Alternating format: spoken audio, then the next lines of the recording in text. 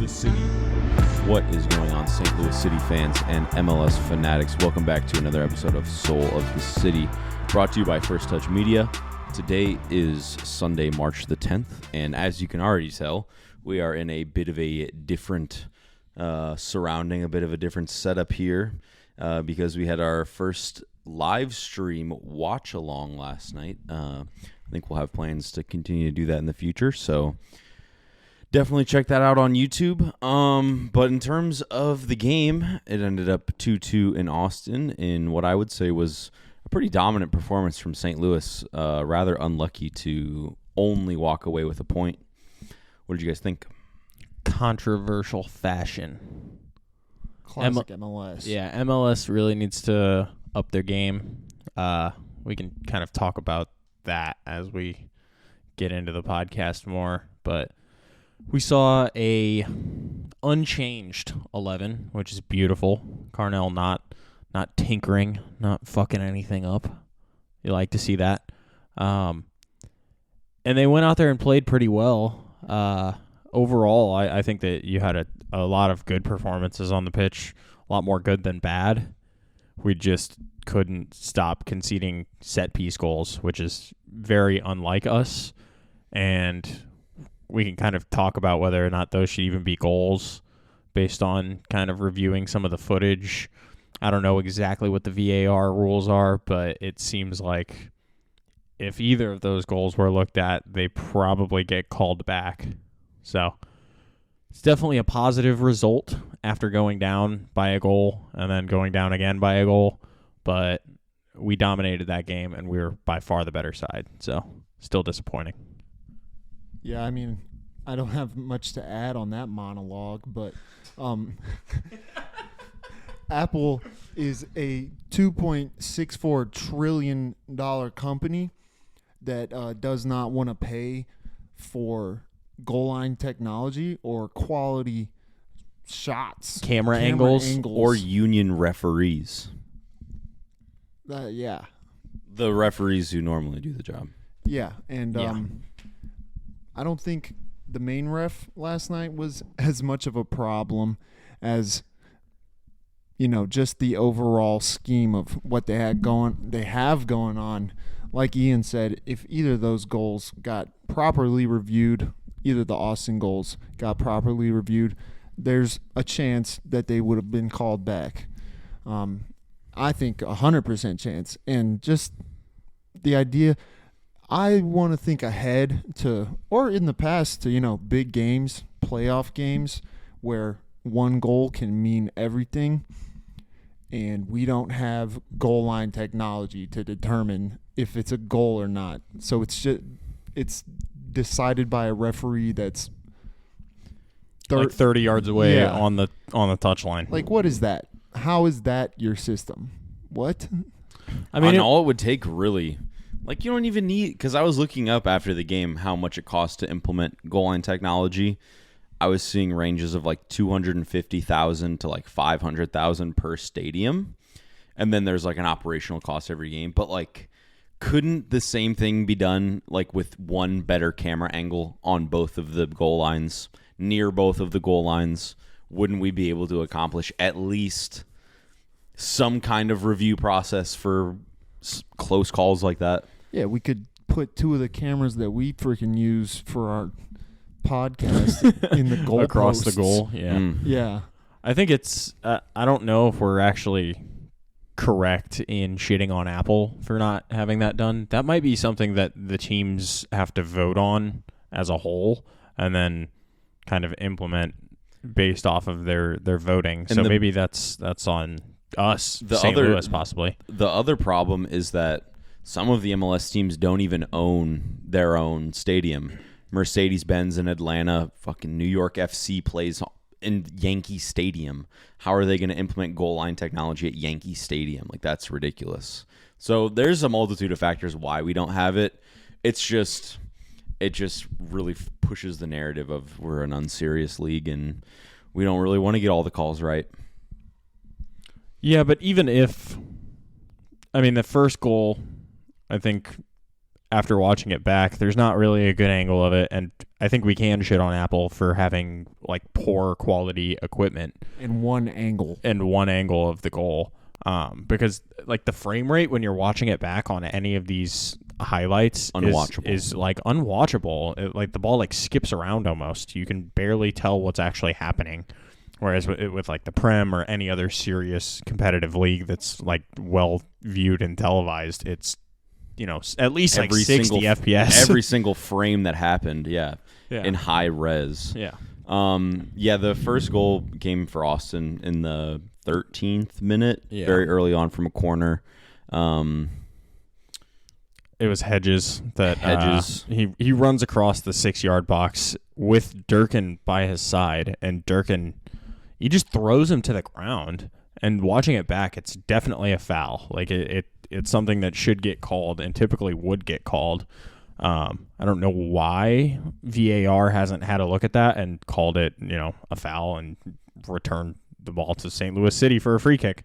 But one thing that I liked about doing the live stream last night, and that was rather unfortunate when we were reviewing the highlights today, was just the commentary is just so lackluster. Like in regards to that shove on Durkin, they were like, oh, he muscles him off the ball, when in reality he just throws Durkin onto the ground, puts his arm behind him and like just pushes him to the ground. Like Durkin may go down easy there, and Sam should get his head on it to stop it from being a goal, but it's a foul. It's just like very simple. It's a foul. Yeah, and if Durkin isn't thrown to the ground, he probably stops the ball. I mean, Hedges from getting a head on it. Yeah, it's annoying. The fact that the refs didn't even see it on the field. Like, we shouldn't even need VAR for that situation. Yeah, like the head I know official we keep coming back to the Prem, but in the Prem, that's getting called. Mm-hmm. Like, it's not needed to be reviewed. Mm-hmm. Totally. Yeah, I mean, in terms of maybe not a commentary on the league, but more a commentary on our own team, we came out kind of asleep, and we're getting dominated early in this game, which isn't good. But you kind of saw after that moment, we woke up and started playing, and we were far and away the better team for the rest of this game. I think after that opportunity, you didn't really see them have any good goal-scoring opportunities except for their one goal, and we started having a ton of opportunities. One that comes to mind shortly after that is Vasilev making a run in behind the defense from the right-hand side. He was kind of playing a right wing, right midfield role. He came all the way over. And he runs all the way across the defense, and Leuven plays a nice reverse ball in behind. And he just takes too long to kind of get his foot under it and try to chip Stuver, but is a beautiful play. Stu. Yeah, knock off the meat riding in the commentary box, please. That was weird. It's not even messy anymore. We just meat ride anybody who has a cool name. I don't even know if Stuver is a cool name, but he put on a performance last night, to be fair. Yeah, I thought he played pretty well. Yeah. Can't save a penalty.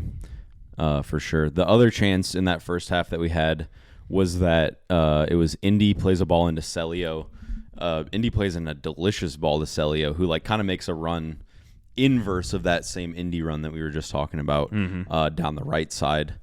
Celio comes up with it, and ultimately, does he pass back to Leuven on the top of the box? Yeah, it's he basically doesn't think he's going to get the ball, and then it's kind of under his feet, and him and Stuver kind of get mixed up with it, and he ends up playing it backwards to Leuven, who's waiting at the top of the box, and he tries to one-time the shot to an open goal, which he just puts 2 feet over the crossbar. Yep.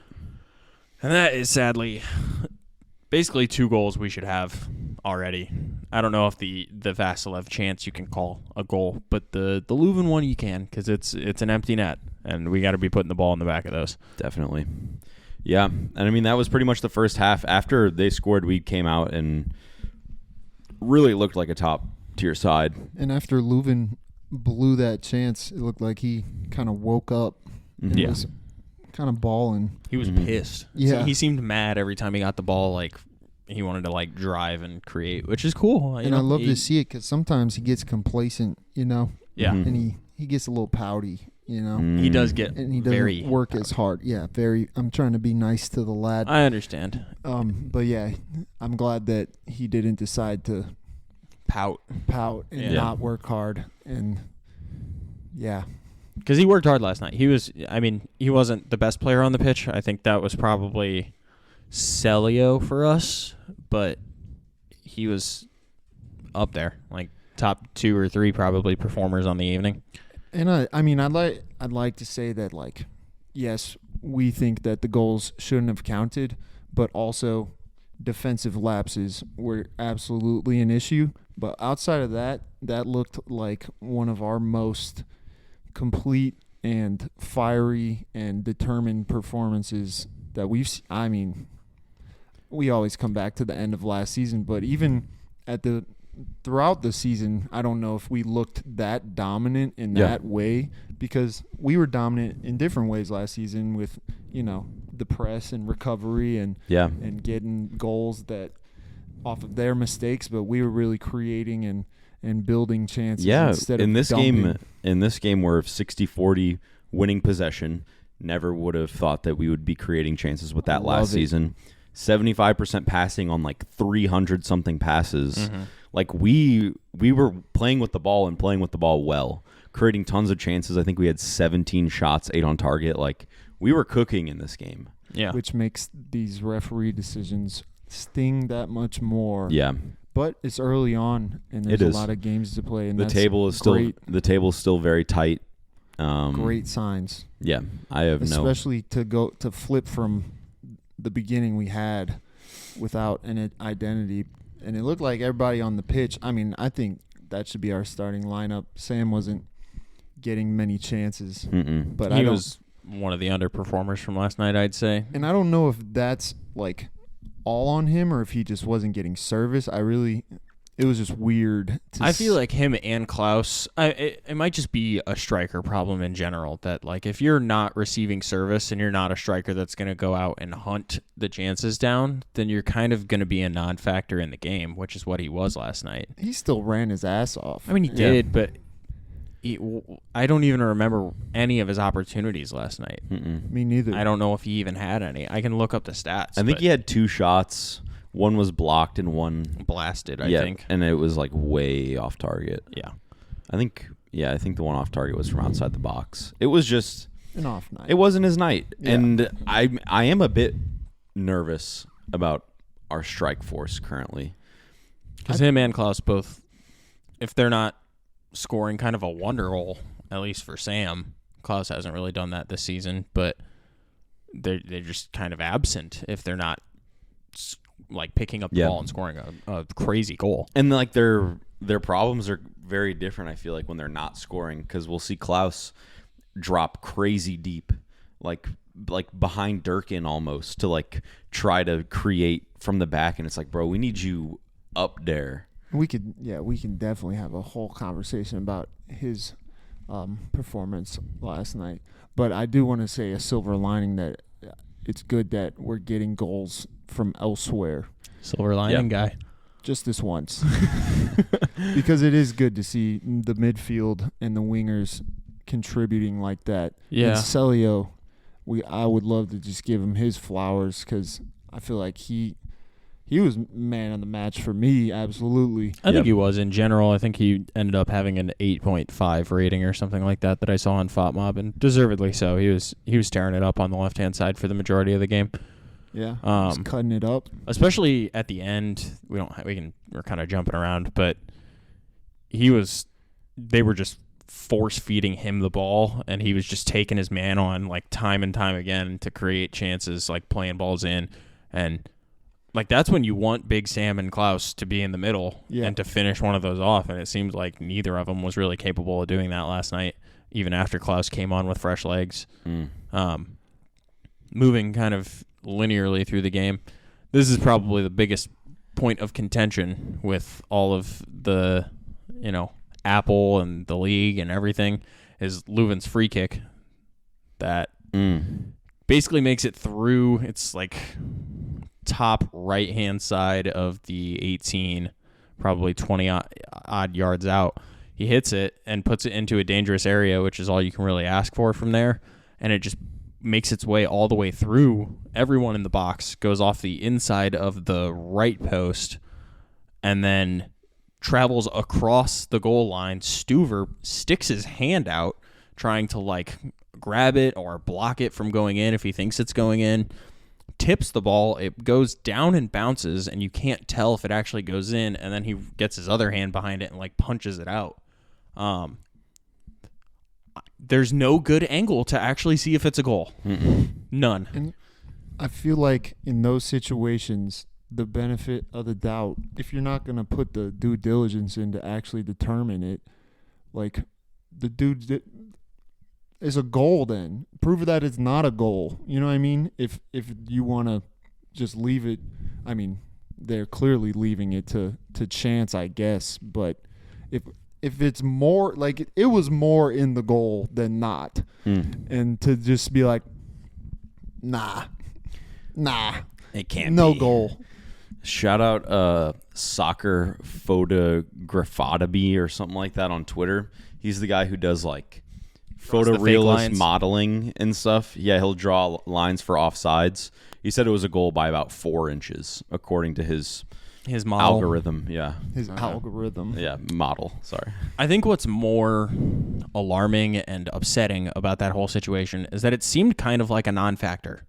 Like, they didn't seem concerned with stopping the play and getting the right call, like trying to see if they could actually make a call. Like, the play just continued, and then we got a corner, and like no play was stopped. They didn't take a second to look at anything on VAR. Like, it seemed like they were just like, yep, it's not a goal, and that's what we're rolling with. And then Leuven like pings another shot in from 40 yards because he's pissed off, basically.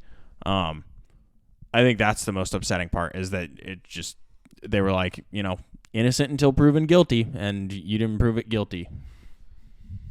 So that's a sad moment, because then we tie the game up in like the 30th minute instead of going into halftime 1-0 down. Yeah. More like guilty until proven innocent. Just kidding. For us St. Louisans. Yeah. Yeah. Yeah, well, I think with all of the action that we saw at the end of the first half, I feel like the second half started off just as exciting. No changes, no halftime substitutions, Same squad rolled back out. And AZ, another performer last night, he was getting fouled pretty frequently, drawing a lot of danger. I mean, I'm pretty sure it was him getting fouled that led to that Leuven free kick that was ultimately not given a goal. His penalty that he won, very clean. Great dribbling from the lad. And I think maybe that's why Carnell's moved him so much higher up the pitch, is because like he can do tight one-on-one dribbling where people will throw in a reckless challenge, often because it's the MLS, and that's what we saw last night. Yeah, and usually he looks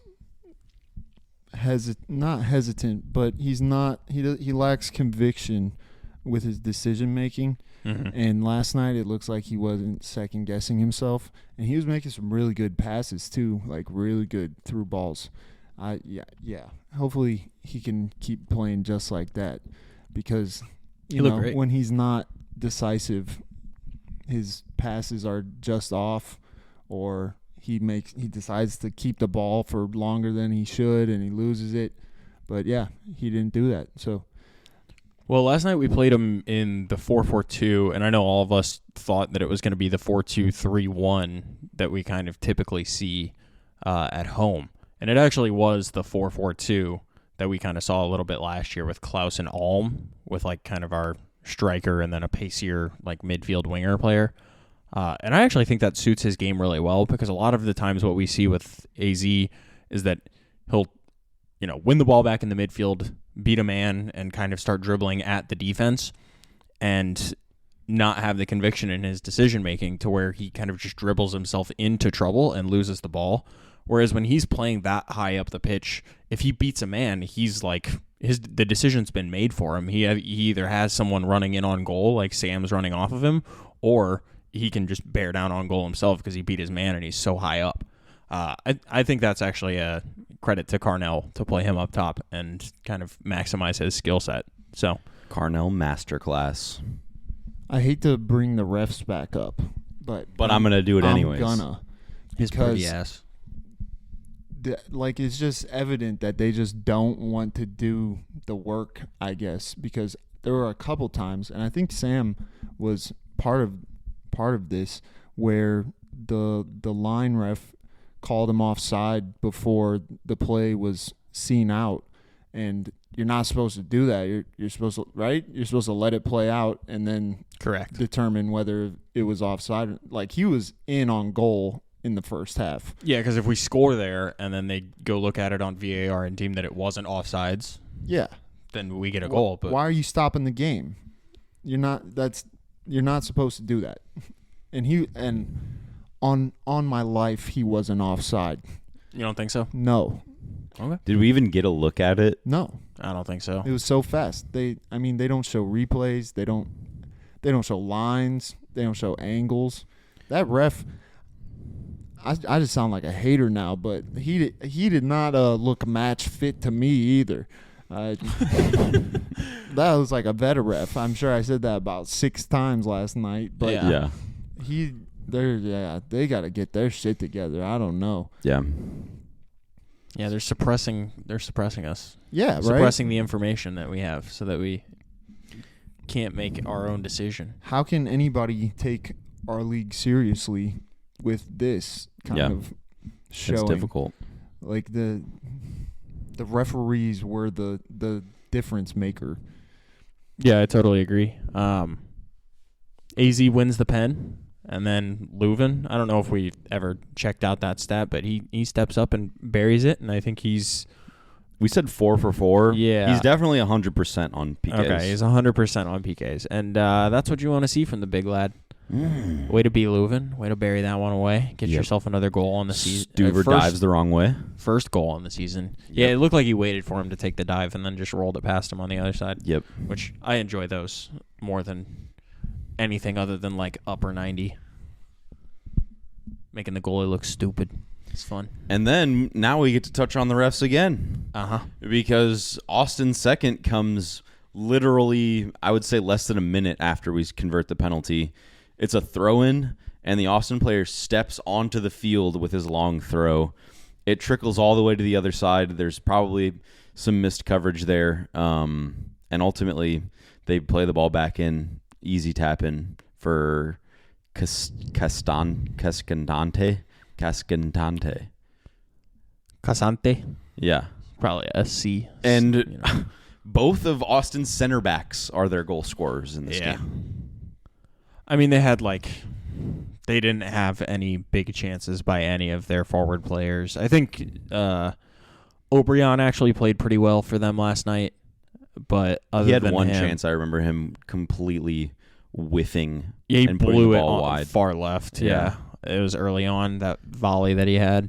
But yeah, they didn't look like they were the better of the two teams by any Definitely not metric. And that's not even like debatable for real. Like the goal line technology, like you can see his foot go over into the line. the field, and that's like Bush League. The shit. one thing about like throw-ins is like They don't call a lot of foul throw-ins. Yeah, It's very like weird to call a foul throw-in, I feel like. And that's like one of those things where I don't know, I feel like when I was a kid and they would call every fucking foul throw-in, bro. Yeah, that's true. And then you get to the pros where everyone's great and we're just going to like not act like that's a thing anymore.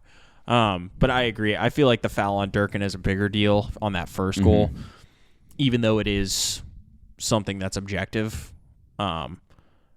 Whereas the kind of stepping over the line is totally subjective. Yeah. The throw-in shit is just like they really don't ever call foul throw-ins. And like I get that when you stay outside of the line, but you're full foot in. Yeah. That's pretty obvious. And you're going for a long throw-in too. Yeah. Like that extra He's getting an extra foot on it. foot is probably momentum. generous, but I mean either way. He's getting some extra He inches broke out the of it. rules. Yeah. It's like the travel in the NBA, I guess. Good analogy, actually. Thanks. Yeah. Astute analysis. Hell yeah. We fall put me asleep in, after we coach. score a goal. The momentum was totally with us at that point, and then they just take it all back. And another defensive lapse. yeah, another just snooze fest on defense where we're not marking people that are making back post runs. Total miscommunication. Sad to see, and now we're back down in the hole that we dug ourselves in the first half. And this one was bad. Like, Yeah, it was there way were worse. 3 Austin players just Wide chilling open. in the box, unmarked. Any 3 of them, they could have missed. Somebody could have whiffed that, and the person behind them could have just snagged it and put it in anyway. Yeah. And this is where we can be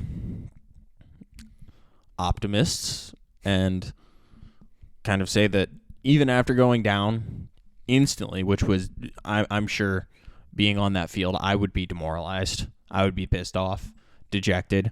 You see the players kind of rally and start the onslaught again because they knew that they're the better team and they can score a goal here. It came late on. We had a lot of chances in between there. I think we saw a few substitutions happen. Saw Sam come off in like the 60th minute for Klaus. We saw Vasilev, I think, come off as well for Ostrak. And then I don't know who else came on late. AZ for Thor. Yeah, AZ for Thor. And then Alm came on. Got to shout out our boy Rasmus. Yeah. Glad to see Instant him back. impact. Right? Yeah. I think so. Totland was the one that played the assist to Celio, but And Ostrak was the one who played in Totland. Dang. so instant impact in the fact that we did score soon after he came on. Way to be Alm. Yeah. MVP. In the post-game press conference, Celio was talking about how him and Totland have conversations in training and how Totland's like, Celio, I'm telling you, you need to be at the back post all the time because that ball is going to be right there. And that's exactly how it panned out and for this goal. No, it was a good ball. I think that it was more to an area rather than to a player, and he just kind of was hoping that Celio realized, because Celio was a lot closer to the back post, and the ball was kind of just lofted from the touchline real high, just a very delicate chip. But the Austin players didn't recognize all that open space either, and so Celio was able to kind of drift backwards a little bit and then collect himself, hit a volley, and then it goes gets a little bit of luck, goes off the inside of the Austin defender's thigh, hits the ground, bounces off the turf, kind of funny, and goes straight into the top 90 of the goal. W. Yeah, I can't lie. I think last night when he first made that cross, I was like, what the fuck was that? Because I didn't see Celio wasn't like in the shot initially. Yeah, he wasn't. And I thought it was just blown. Yeah. But yeah, right place, right time, and the passion. It feels especially good to get that after Austin totally sunk back. We're content with 11 men behind the ball. Like, to break that down is so rewarding. It feels so good. Yeah, we did things that we lost by the end of the season last season. Like, just fighting till the end, actually, and believing, I guess. And we didn't, like, our counterattack wasn't really working last night, and we still made it happen in the end. Yeah. Which is good to see. I also don't know if the team last year ever successfully broke down a low block. Yeah. And, I mean, we needed a goal off of a deflection and a penalty to kind of make our way in this game. But we looked far the better side, and if we finish some of our chances, this could be 4 or 5-2. Yep. Or, 2-0 if the refereeing decisions are correct and go our way, or go a different way. Just at say least. correct. It doesn't have to go our way. It needs to be accurate. Yeah, I agree. It does need to be accurate, especially if it's our way. Celio banger celebration of passion. He's a passionate lad, that guy. Very confident. Looking confident. Yeah. Vamos. Yeah, absolutely. MLS Neymar. Yes, sir. Yep. I want to ask you guys what you thought of Klaus's cameo in the game. I think I know what you're about to say, and I I'm kind gonna of say a few things. Yeah, I kind of feel similarly. you would think that when he comes on the field, he's going to run more because he does just kind of walk around. And then he's just always out of position in the moments that you need him to be there. I think there were a couple times Celio played a ball in, and because he had already dropped so deep into the midfield to try and like get on the ball and make something happen, he's not able to be there to finish it off. He misses a wide open header that Celio plays in. He just totally wonderful ball. Yeah, absolutely delicious ball whipped in from the left hand side off. He just wasn't hungry enough for it, and that worries me because a striker that's lost their starting spot, you'd think with the minutes that you're given, you would show, desire to win your spot back. Mm-hmm. That's what we saw from Sam last year. Yeah. Yep. And also, like you already said, why are you behind Durkin? What? Yeah. How did you end up? You're the striker, my guy. Let somebody else do that. Yeah. I mean, I get like. I don't get it, actually. It seems kind of selfish to think that the only way that you think something's going to happen is if you abandon your position and say, give me the ball now. I want the ball now. I'm going to come back and make Leuven something does happen. that because he's the playmaker. Yep. That's his position. Mm-hmm. But you're the striker. And maybe if you weren't so deep, playmaking, you'd be scoring. Get your head to the ball. Yeah. There was one moment I remember after the subs came on. I think Ostrek broke out of our own defensive third, picks his head up and plays a great long ball to Klaus, who's like up there. He's like playing his position. I guess he drifts a little bit wide, gets fouled, and it's a free kick opportunity for us. And it's like, bro, that's where you got to be all the time, man. I think that was Casante, and that was a very smart foul because Klaus kind of settles with his left and then nudges it past him with his right and tries to take off, and he just throws his leg out there to trip him up. Yep. But he would have been kind of bearing down on goal, one-on-one. And I mean, I feel like when you come on, you got to do your best to also match the energy of the team, and they were putting it all out there. And I'm not saying I want Klaus sprinting everywhere on the pitch constantly, though when you only play 30 minutes, you have more capability of doing that than other players on the pitch. Because Sam will do that off the bench. And at least when he's not creating chances, he's working. He's pressing hard and in his spot. And it's little things where, the ball is not that far away from Klaus, and he's still you need to be on that. That final sprint there. The final play of the game where Klaus has just meandered off sides. Yeah. And the ball is played to where he's at, but he's off sides and he's just walking back on sides. Yeah. It's just you wouldn't expect that out of somebody that's trying to win their spot back. Yeah. Yeah, I don't Agreed. know. I feel like that encapsulates his start to the season this year. Yeah. Being in an offside position, kind of out of position when we're trying to score a winning goal. I feel like he's just been a non-factor in our team thus far this season. And, I mean, if he wants to let the critics be right and call him one-season wonder and only scored the goals because we were passing the ball to him, then he can let that happen. But I don't want him to let that happen. I want him to bang some goals in It's time to start printing some tweets out of some of these pundits who say that Klaus just overperformed his XG. Put that in his locker and let him read that, and hopefully that'll light a fire underneath him. Yeah. Because I just only bring that up because last year they were talking about how they had all of the pundits' rankings for St. Louis and how everyone had them dead last, and how it gave him fuel to the fire. If that's what you need to light a fire under your bum, let's fucking print that shit out. I don't have a printer, but it's bulletin board material, man. And if you can't turn that into a fire, then you're gonna get sat.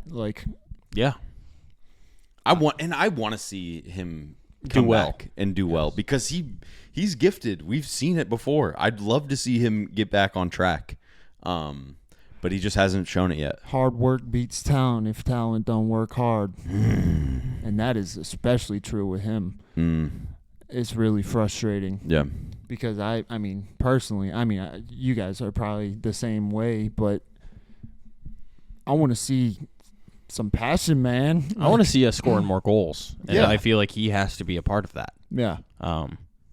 So yeah, of course, I want the man to find some form and get his spot back in the lineup, steal it away from Sam if he has to, or both of them starting.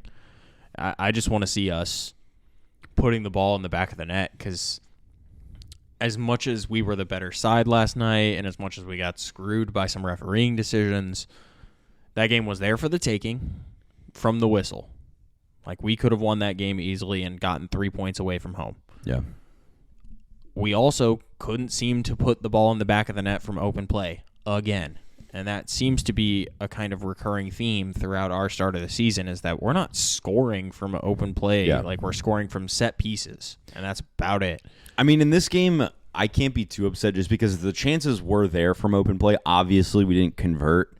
But I felt like this game in particular, I felt like we had more chances from open play than the New York game that we won 2-0. And it just so happened that their goals made it so that they could fill the box with all of their players and make it harder to get in there. He just doesn't seem like a soul striker to me. Well, I have a question here for you guys. Since we've seen Rasmus Alm for the first time in, I want to say it's been 6 months or something ridiculous. Yeah. Do you guys see him slotting back into the starting 11? Do you guys think he's going to be off the bench still for a while? Yeah, bench. Would you like to see him start, if he truly was 100%? I think with the way Indy was playing on that right side, I want to keep giving him opportunities, because someday maybe I'm just hopeful, but that left foot is gonna click, because we almost saw it. He had an opportunity he last should have night. buried. Yeah, Well, it was close. it was close, and he just seems like he's in the right place at the right time. Works hard.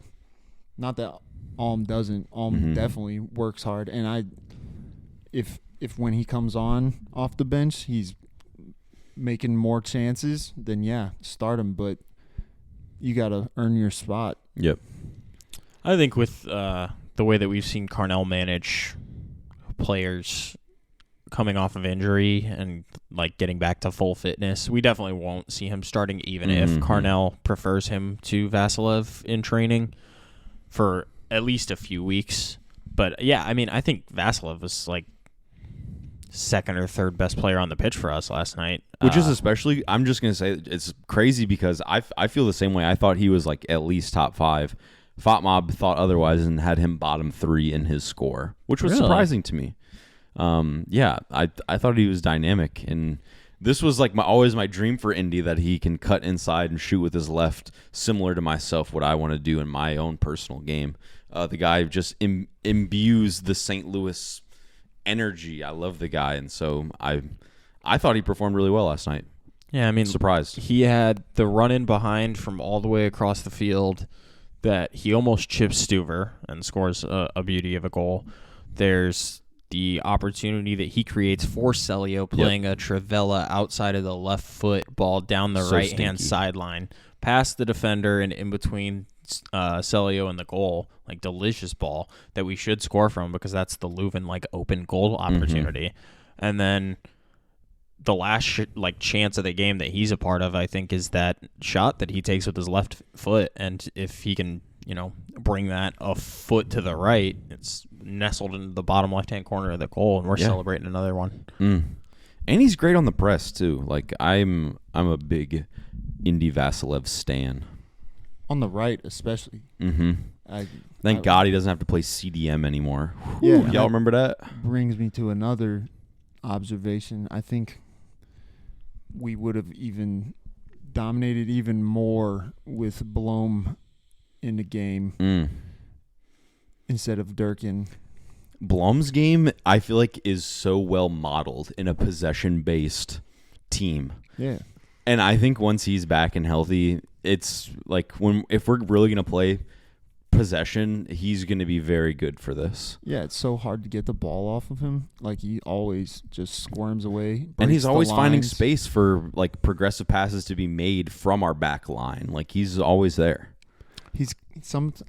The this is a wild comparison just because Busquets is the Okay, all right. greatest CDM probably ever. But like the way that he receives the ball and at the same time finds a way to change direction and instantly break the line, I feel like Blum has a little bit of that in his bag, which is definitely something we miss in Durkin, and can open up the game instantly. Blum Boys says Miggy over Messi. We say Blum over Busquets. I'm not saying that. Yeah, I don't know if I'm saying that either, but I will say Blum over Durkin. I don't think Durkin's been bad by any means. I think that a lot of the hate is kind of overblown. He's a hard worker. He wins the ball back a lot. He's kind of our dueler in the midfield, and that's something that you need in a team, is kind of somebody that's going to muck it up and play hard-nosed soccer. And he's been good thus far. He just, sometimes when he wins that ball back, doesn't have an outlet ready to go in his head. He doesn't paint the picture before he wins the ball back to kind of find the pass afterwards. That's something I'd like to see him add to his game, because I think Blum has been, similarly criticized for doing that type of, winning the ball back and then losing it pretty quickly, but not at the same rate that I've seen Durkin do it in the beginning of this season. So if he can kind of refine that, then we'll have basically almost a 1-for-1 swap at our CDM position, which, allows us a lot of freedom in terms of injuries and possessions style football that we can play. Plus, he's brand spanking new, so he's still adjusting. Yep. And that's pretty obvious when you watch him play, because it almost looks like he doesn't want to have the ball for too long. Like, he looks afraid to tries have to it. get it to the next person pretty much as soon as he gets the ball. Did you guys know that Durkin and Klaus were teammates prior to St. Louis City? No, I didn't. In Belgium, I think. Interesting. Fun fact. Cool. All right. Well, did you guys have anything else you wanted to touch on this game? I was going to do a Wild West roundup real quick. I thought that Ostrak looked good. Off the bench, yeah. Yeah, again. I think he's off the bench player. Yep. I would like to someday see a Leuven, Durkin, Blom midfield just for the hell of it. But show me what you've got. We're working with this here, and it looks like if we can make some tweaks, that we're going to be cooking with hot grease. So I'm excited. Hopefully the MLS, the referees, Apple, whoever it is, realizes that this can only happen so many times before they lose viewership over it, Yeah. Because if your team's consistently outperforming other teams week in, week out, and calls are what are making the difference, nobody wants to watch that. Yeah. I think if we can start putting the ball in the back of the net, we're going to have some champagne problems. That's about it. I agree. And I was very critical of going out of those cups so early on, but it does feel like having just one thing to focus on can maybe lead to us developing a more solid squad with a more solid identity week in, week out. We don't have to rotate so much, figure chemistry out, figure out what needs to be changed before we get too far in the season, and maybe that'll be the difference in this season compared to last season, where we kind of lost everything at the end. It just sucks that the only competition outside of the playoffs is fucking Leagues Cup. That's the only thing that I'm disappointed about, because we'll be doing a protest. Us at FTM. Okay. And by protest, I mean we're just not going to go to any of the games. We'll probably still watch because it's kind of our job, but it's a non-factor. Yeah. All right, Wild West Roundup. This is where we take a look at all the Western Conference teams from the MLS and their performance this weekend. New York City FC taking on Portland Timbers. Timbers away from home won 2-1. We've got the FC Dallas taking on New York Red Bulls in New Jersey. Red Bulls take that one 2-1. Orlando taking on Minnesota. Minnesota winning away from home 3-2. Philadelphia Seattle Sounders was scrapped. I don't really know what happened there. Colorado taking on Salt Lake. In Salt Lake, they win 2-1. Colorado does. LAFC taking on Sporting Kansas City, played to a 0-0 draw. Snooze fest. And San Jose taking on Vancouver in San Jose. Vancouver win 2-0. If you know a San Jose fan, give them a hug because, man, their club is a dumpster fire. 0-3. And that was those were all the Western Conference games from this weekend. So yeah, that leaves the table looking like Portland in first on goal difference, tied with Minnesota at 7 points, 2 wins and a draw. LA Galaxy, who we play next week in LA. They played today, tied 2-2 with Nashville in Nashville. Okay. They are tied with us on points, 1 win, 2 draws, and we will see them next week in LA. Vancouver behind us in the table, but they have a game in hand, 4 points, and they've only played 2. Salt Lake has played 4, and they've got 4 points in 6th. And then everybody else has played 3. LAFC are in 8th currently, and then Sporting Kansas City in 10th. Seattle Sounders in 13th, and San Jose in last. It's all still very close, less than 7 points separating It's very everybody. fluid, man. It's not going to stay the same for long. So we take on LA Galaxy. Definitely an improved side than they were last season. So it'll be in, where do they play? Like Carson County, I think. They don't fucking play in LA. Dude, do they still have Ricky suburb. Puig in his stupid tucked-in shirt? Yep.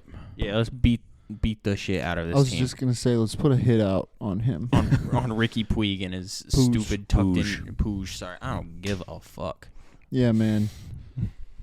Any score predictions? Untuck your shirt. 2-1 STL. I'm starting to feel like I'm never going to give one again. I feel like we were decent last year. You can't not give one. Okay, if you want to but make it a I'm meme and just say we're going to lose every week, do it. But you can't not give one. I think we're going to get thrashed. What's the score? 4-0. 4-0 LA Galaxy. Your biggest St. Louis fan over here. I'll say 1-1 draw. It's a parody, man.